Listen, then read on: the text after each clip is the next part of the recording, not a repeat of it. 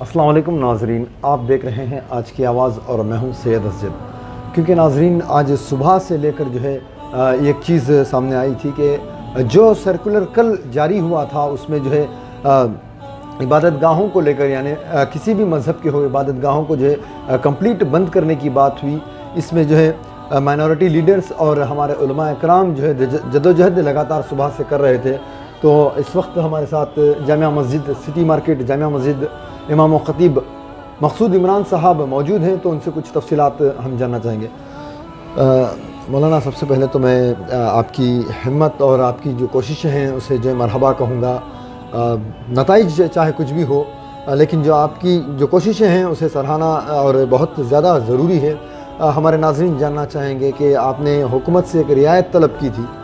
کیا نتائج نکلے ہیں اور کیا پیغامات ہیں عوام کے لیے؟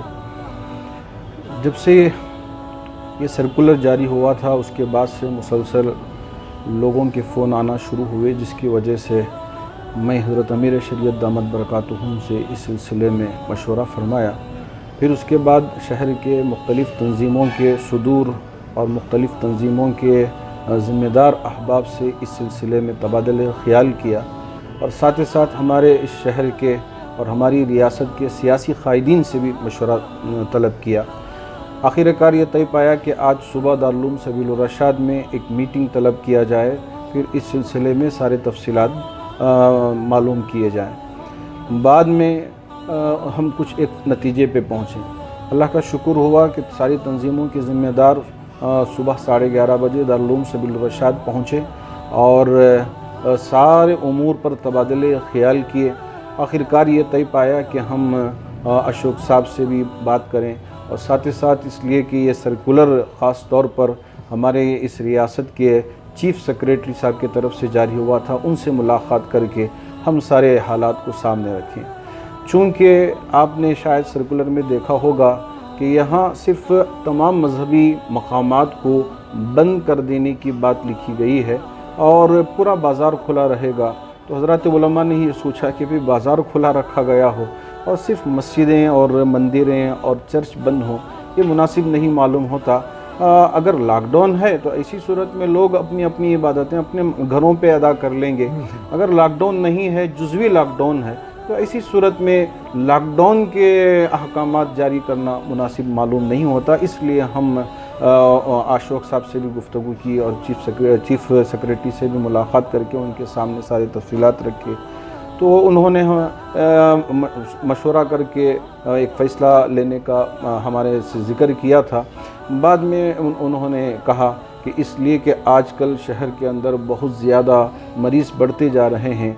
جس کی وجہ سے بیڈ ملنا مشکل ہو گیا ہے، اور جو انجیکشنز ہیں وہ انجیکشنز بھی نہیں مل رہے ہیں، بلاک میں بک رہے ہیں، اور ایسے میں جو بیڈ ہیں یا ہاسپٹلز ہیں اس کی ساری سہولیات اس وقت مہیا کرنا ممکن نہیں ہے۔ اس وجہ سے اس پر قابو پانے کے لیے ان دنوں میں تمام مساجد کو، عبادت گاہوں کو اگر بند کر دیا جائے تو ان چیزوں پہ ہم قابو پا سکتے ہیں، یہ ان کا سوچنا تھا۔ تو اس وجہ سے حضرات علماء نے پھر مغرب کے بعد فون کے اندر کانفرنس کال میں مشورہ کیا کہ اب کیا کرنا چاہیے۔ تو اس لیے متفقہ یہ طے پایا کہ چونکہ اب ہمارا حق اتنا ہی ہے کہ ایک آدمی اگر جیل میں بند ہو، اگر جمعے کی نماز کا وقت ہو تو وہ تیار ہوگا، دروازے تک آئے گا اور کوشش کرے گا کہ اگر اللہ نے مجھے موقع دے تو میں باہر جا کر جمعے کی نماز ادا کروں گا، اگر نہیں ہے تو بس یہیں ظہر کی نماز ادا کر لوں گا۔ تو اسی طرح ہم نے بھی پوری کوشش کی، حضرات علماء نے اور مسلم سیاسی قائدین، خاص طور پر وزٹ ضمیر احمد خان صاحب بھی اور نصیر احمد صاحب بھی اور ابھی کے الطاف صاحب، یہ سب احباب ساتھ میں رہے، اور دوسرے بھی سیاسی قائدین برابر ہمارے ساتھ، نصیر صاحب، ناصر حسین جو ایم پی ہیں وہ بھی، اور تنویر سیٹھ صاحب جو میسور کے ہیں وہ بھی باہر سے ہمارا سپورٹ کرتے رہے اور ہمارا ساتھ دیتے رہے۔ ہم نے جو کوشش کرنی تھی کی، لیکن اللہ کو جو منظور ہے وہی ہوگا۔ تو اس وجہ سے اب یہ فیصلہ مکمل طور پہ صاف ہو گیا ہے کہ آئندہ یعنی کل سے تمام مسلمان اپنی اپنی تمام عبادتیں اپنے اپنے گھروں میں ادا کر لیں، جیسا کہ لاک ڈاؤن میں گزشتہ سال آپ نے کیا تھا۔ اور جمعہ کا دن بھی ہے تو جمعہ بھی گھروں کے اندر بھی پڑھ لیں گے، اور اس کے بارے میں بھی انشاءاللہ سارے تفصیلات امارت شریعہ کے طرف سے جاری ہوں گے۔ میں مسلمانوں سے گزارش کرنا چاہوں گا کہ کہ دیکھیے جتنا ہمارے بس میں ہے ہم نے کیا ہے، ہمارا رب انشاءاللہ ہماری دعاؤں کو سنیں گے، ہماری پکار کو سنیں گے، ہماری تڑپ کو سنیں گے۔ آپ دعاؤں میں بھی لگیں، عبادتوں میں بھی لگیں، نماز میں بھی لگیں، کسی طرح کی عبادت میں کمی نہ ہو، خلل واقع نہ ہو، آپ پوری یکسوئی کے ساتھ عبادت کریں، یہ ہم آپ سے گزارش بھی کریں گے اور درخواست بھی کریں گے۔ مولانا کیونکہ ایک ہمارے ناظرین کی طرف سے ایک سوال بھی ہے، پوری کوششوں کے بعد جو ہے با جماعت پڑھنے کا جو ہے ہمارے برادران وطن یا برادران اسٹیٹ کہیں یا اس شہر کے لوگوں کو کہیں با جماعت نماز پڑھنے کا جو موقع نہیں مل رہا ہے، تو کیا اللہ تعالیٰ کے خزانے اتنے وسیع نہیں ہیں کہ اللہ تعالیٰ جو ہے، کیونکہ ان کے پاس اسباب اور حالات نہیں ہیں، تو اللہ تعالیٰ جو ہے انہیں اور ثوابوں سے نوازے گا اگر گھر میں بھی وہ عبادتیں کریں؟ جی ہاں، گھروں کے اندر بھی جماعت کے ساتھ نماز پڑھیں گے تو انشاءاللہ اللہ رب ذوالجلال ضرور اجر عطا فرمائیں گے۔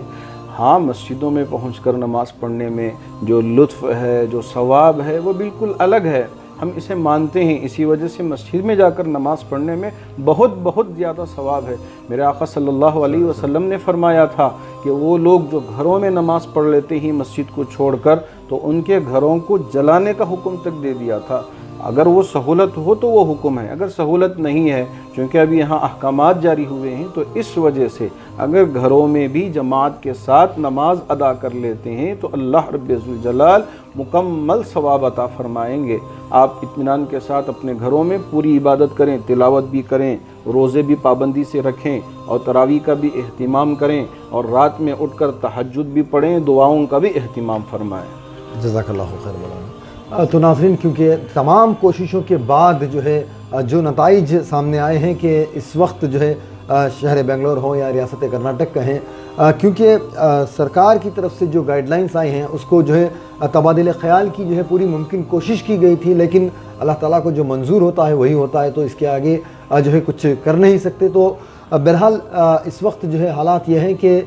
سازگار حالات نہیں ہیں ماحول میں، اس لیے جو ہے تمام عبادتیں جو ہے اپنے گھروں میں کی جائیں گی 4 مئی تک۔ 4 مئی تک، تو 4 مئی تک، اس کے بعد انشاءاللہ تعالیٰ اگر حالات سازگار ہو جائیں گے تو انشاءاللہ پھر دوبارہ جو ہے حسب معمول مسجدوں میں وہ رونق لوٹ آئے گی۔